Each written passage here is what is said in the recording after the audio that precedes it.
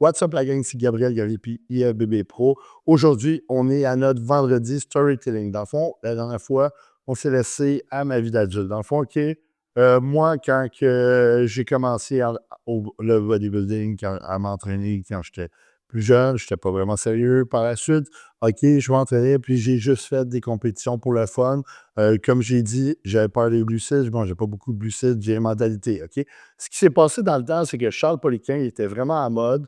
Puis lui, il disait, il faut que tu mérites tes glucides. Mais la plupart des coachs, eux, ce qu'ils ont compris, c'est mange beaucoup de gras ou mange peu de gras, mange des protéines, des légumes, mais pas de glucides, OK? Puis ça, moi, je ne mangeais pas de glucides, je mangeais tout le temps en déficit. Fait que j'ai fait des compétitions pour le fun. Dans le fond, fini deuxième. J'ai fait summum, fini deuxième, troisième aussi en open. Par la suite, OK, mon coach à cette époque-là, c'était un de mes bons amis, Ryan. Il m'a dit, Big, il va falloir que tu penses à ce que tu veux, que tu arrêtes de niaiser puis que tu sois sérieux pour de vrai, tu sais, que tu passes un off-season. Fait que par la suite, OK, je me suis dit, OK, je vais faire un off-season. Ah, puis il ne faut pas oublier aussi, j'ai une Mazda 3 après ma Mazda 2 que j'ai scrappé. Ben, j'ai scrappé aussi ma Mazda 3. OK? Moi, dans le fond, je fais de l'apnée du sommeil sévère, puis je ne savais pas, ça faisait des années. Je m'endormais tout le temps à la job. Ben, dans le fond, j'étais tout le temps fatigué dans la journée, puis je ne savais pas pourquoi. Puis un moment donné, j'ai été faire un test d'apnée du sommeil. Puis ils ont vu que je faisais de l'apnée sévère. J'arrêtais de respirer comme 133 fois par heure, qui était extrême, sur le dos. Alors, on m'a donné une prescription. Par la suite, j'ai eu une machine d'apnée du sommeil. On appelle ça un CPAP, OK? Puis ça m'a vraiment aidé, OK? Avant, je suis tout le temps un peu down, dépressif, etc. Depuis que j'ai mon CPAP, ben, je dors parfaitement, ma récupération est top. Quand, quand que je dors ça, c'est comme si tu es hangover le lendemain, OK? Tu te sens décalissé, OK? Fait que je dors jamais ça, OK? Parce que mon apnée du sommeil est vraiment intense. OK? Par la suite, dans le fond, je me suis mis à faire mon premier vrai hors-saison. Moi, ce qui m'empêchait aussi de faire des hors-saison, c'est que j'étais trop fatigué quand je mangeais à cause de l'apnée, plus de la rétention d'eau, ça l'augmentait, puis j'étais décalissé solide, OK? Je suis genre incapable de faire de quoi. Fait que par la suite, je me suis mis à manger. En 2020, j'ai eu ma machine, puis c'est en 2020 que je me suis mis à manger, dans le fond, en surplus calorique, OK? Puis à m'entraîner, à prendre ça au sérieux, à être routinier. Puis de 2020 à 2021, sur le stage, je pesais 35 livres de masse maigre de plus. Bien 35 livres, OK? Puis, tu sais, mes six, c'était pas grand-chose. OK, c'était plus petit que quand je faisais, mettons, je faisais des affaires comme n'importe quoi, OK? Je lisais trop ces forums dans ça là. OK, fait que je me suis mis à être sérieux, à être routinier. Puis c'est là que j'ai vu que tes résultats, OK, ils viennent de la diète, de l'entraînement, etc. Puis c'est là que j'ai vu que j'avais du potentiel parce que j'avais jamais essayé de quoi, genre donner à fond à 100%. Tu sais, comme Hunter Labrador a déjà dit, entraîne-toi 5 à 10 ans, OK, en bodybuilding sérieux, puis là, tu vas voir si tu as une bonne génétique. Fait qu'en 2021, j'ai fait le foie d'Abiad. OK, je suis gagné l'overall. J'étais en heavyweight. Par la suite, j'ai été à national. À cause de la COVID, il était en septembre. J'ai fini cinquième à national, mon premier national top 5. Par la suite, OK, ce qui s'est passé, c'est qu'on avait trop. J'avais changé de coach à cette époque-là. On avait over-diété un peu. Fait que j'étais un peu plus petit. Puis je trouve que j'étais pas assez dry à mon goût.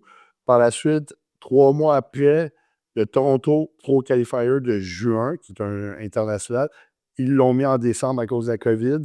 J'ai fini deuxième à Toronto Pro Qualifier dans ma catégorie derrière le gars qui a gagné sa carte pro. Fait que je suis passé de 5 à mon premier national à 2. OK? Puis on était un gros line-up. On était plus que 10 à mon premier national, puis même chose au deuxième.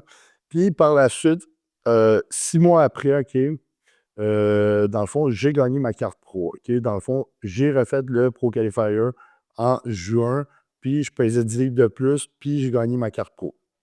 Dans le fond, j'ai gagné l'overall, puis dans le fond, j'ai gagné ma catégorie super heavyweight, puis j'ai gagné l'overall, OK? Puis ça, j'ai vraiment, vraiment aimé ça, tu sais, pour vrai, OK, je croyais en moi, je croyais à mes objectifs, OK, j'étais routinier, je faisais tout ce qu'il fallait pour y aller, OK? Puis pour gagner, OK? Je m'entraînais 2 fois par jour, je faisais mon cardio, je mangeais mes repas, je m'étirais, OK? Puis j'ai gagné, OK? Puis j'ai gagné avec un score parfait, OK? Puis j'étais vraiment fier de moi, OK? Faut penser aussi qu'à l'époque, j'étais coach. Dans le fond, j'ai commencé à coacher, vers 2020, quand j'ai lâché définitivement ma job. Puis dans le fond, j'ai commencé à coacher. Dans le fond, après ça, en 2022, quand j'ai gagné ma carte pro, j'ai fait aussi gagner la carte pro à Nicolas Bélanger. On a gagné la carte pro ensemble. Dans le fond, en men's physique, même journée, 2 cartes. Par la suite, en août, il y a Jimmy Sirard, mon athlète, qui a compétitionné à Pittsburgh North American. OK? Il avait fini deuxième, il avait fini premier, lui, dans sa catégorie en décembre au Pro Qualifier en classique physique. Puis il est allé à Pittsburgh en août, en North American. Puis il a gagné sa carte pro. OK? Fait que là, même année, troisième carte pro. Par la suite, en octobre, OK? C'est le national encore. Il y a ma femme qui fait figure. Puis qu'est-ce qui se passe? Ben, elle gagne sa carte pro, elle aussi. Ah, puis en 2022, en même temps que ma femme qui gagne sa carte pro en figure, il y a Carl Gauthier que j'ai coaché de 7 week-ends jusqu'au show, puis j'ai piqué, puis qui a gagné sa carte pro en 2022, OK? Fait que ça fait 4 cartes pro cette année-là. Par la suite, OK, 2023 arrive en grand pas. Je me prépare pour une compétition. Je me prépare pour une compétition. Mais dans le fond, j'ai lâché. Pourquoi? Parce que c'est là que j'ai vraiment commencé à pousser au maximum mon coaching. Puis j'étais vraiment débordé, OK? Fait que là, j'ai pris un pullback à la place. Puis je trouvais que anyway, il me manquait de masse encore. Il m'est arrivé aussi de mes aventures à l'hôpital, mais ça, je vais vous parler plus tard dans un autre storytelling, OK? Dans le fond, en mai puis juin, j'avais beaucoup d'athlètes qui compétitionnaient. Mimi Cape, Fitlog, puis tu avais aussi au Toronto Pro Qualifier, OK, en 2023. Fait que j'ai fait en sorte qu'ils compétitionnent tous. J'ai eu tous des bons classements, des deuxièmes places, des premières places. Il y a Nick qui a fini premier, Nick Filiatron, un de mes amis. T'as Alexis Astigui, un de mes amis qui n'avait jamais réussi à être Shreds sur le stage, qui a fini deuxième dans sa catégorie. T'as au Pro Qualifier Skyler, qui est un de mes athlètes, qui a fini, dans le fond, deuxième dans sa catégorie, en super heavy. Par la suite, j'ai coaché beaucoup d'athlètes. C'est dur de se remémorer. Tu as à Vancouver, Nick a compétitionné en juillet. J'ai des athlètes qui ont compétitionné aussi en automne. On était au summum. J'ai coaché beaucoup, beaucoup, beaucoup d'athlètes au travers de ça. Puis il y a en octobre, au national, que Chris Miller, mon classique physique, a gagné sa carte pro. Ça, c'est l'année 2023. OK? Dans le fond, on est déjà à 6 cartes pro. Puis par la suite, OK, là, on s'enligne vers 2024. OK? 2024, moi, je me prépare pour une compétition, dans le fond, le D3 Pro. OK? Pour vrai, OK, ma prep, c'est super bien passé. Meilleure prep à vie. Moi, j'ai commencé, j'avais fait une mini-cote pour mon mariage. Je me suis marié dans le fond, en 2023, en décembre, le 9 décembre 2023. Ça va faire un an là. J'ai fait une mini-cote, puis par la suite, j'ai juste remonté ma nourriture un petit peu. Fait que j'étais super sec. OK?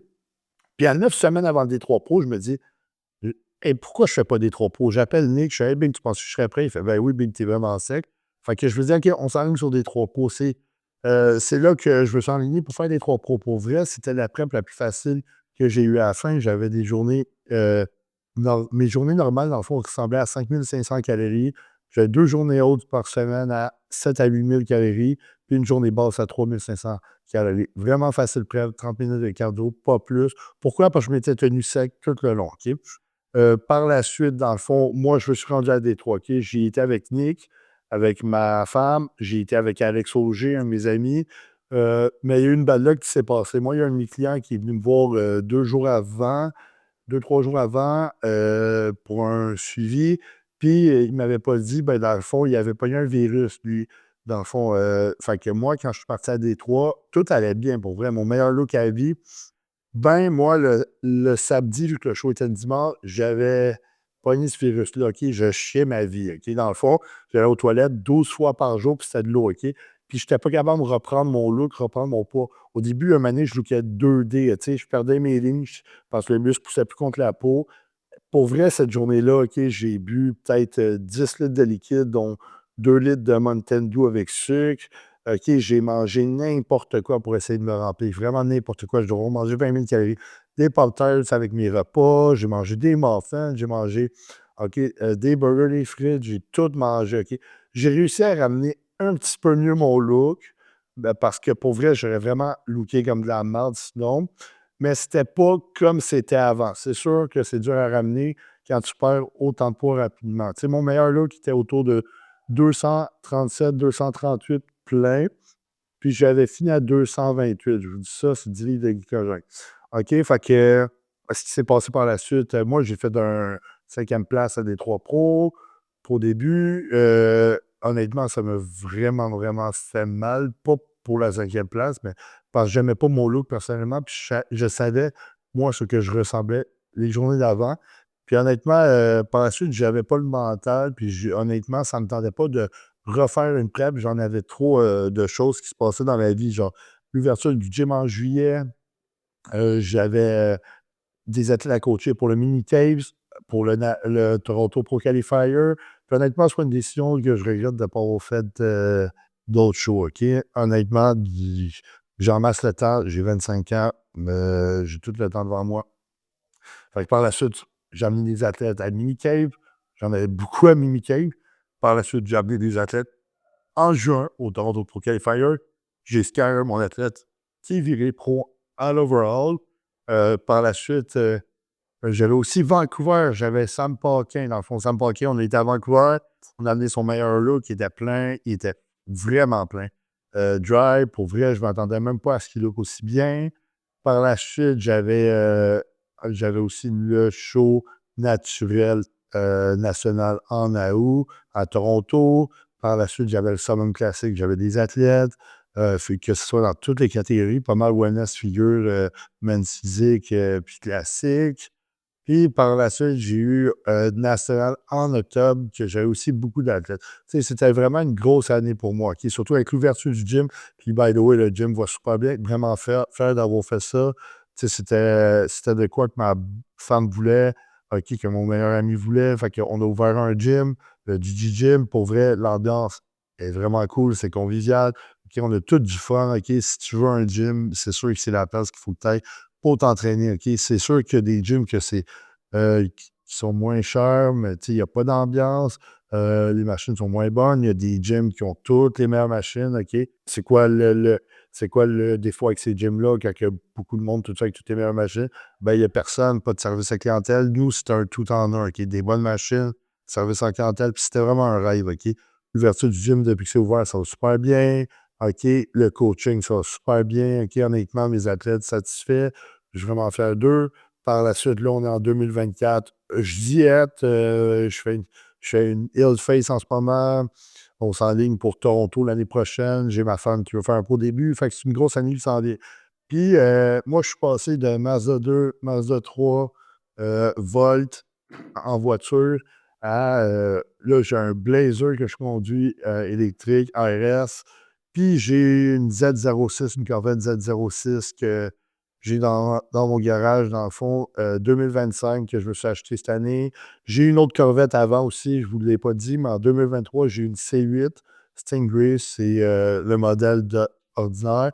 3LT, je l'ai upgrade, dans le fond, je l'ai vendu en 2024. Puis j'ai reçu ma Z06 cette année. Puis moi, mon but, c'est d'avoir la ZR1 l'année prochaine. Pour vrai, quand j'étais jeune, ça a tout le temps été un de mes chars de rêve, une Corvette. Pourquoi? Parce que ça a tout le temps eu un look style Ferrari. Puis honnêtement, là, en ce moment, il look vraiment Ferrari. Je vois pas pourquoi acheter une Ferrari à 1 million euh, qui va être aussi performante, ça vaut la peine. Mettons, ça part les Ferrari autour de 500 000. Tu sais, ça vaut aussi la peine d'acheter une Corvette. C'est sûr qu'il y a du monde qui n'aime pas les Corvettes, mais moi, personnellement, j'aime vraiment mon char présentement. Il look super bien. En plus, le 0 à 100, il est plus vite que la plupart des véhicules. Pour vrai, OK, c'est même pas comparable à une 458. Puis même, tu le vois dans les vidéos de Claude Emile ou dans les vidéos de Charles le plus vite. OK, c'est pour vrai, j'adore mon véhicule. C'est tout un de mes véhicules de rêve, surtout la ZR1 que j'attends. Je suis vraiment fier de l'avoir. C'est comme comment je pourrais dire, un exploit parce que, tu sais, c'est cool dans la vie, se donner, dans le fond, des objectifs, puis un coup que tu les atteins, mais tu peux te gâter. Fait que, tu sais, je construis quoi de nouveau avec le gym, le coaching, j'ai des investissements. Fait que je suis vraiment fier de moi. Fait que merci à tout le monde d'avoir écouté cette vidéo-là. Si vous voulez en savoir plus sur moi, n'hésitez pas à l'écrire en commentaire. N'hésitez pas à vous abonner aussi. Je vous suggère de vous abonner. Activez les notifications, puis on se revoit au prochain vendredi Storytelling.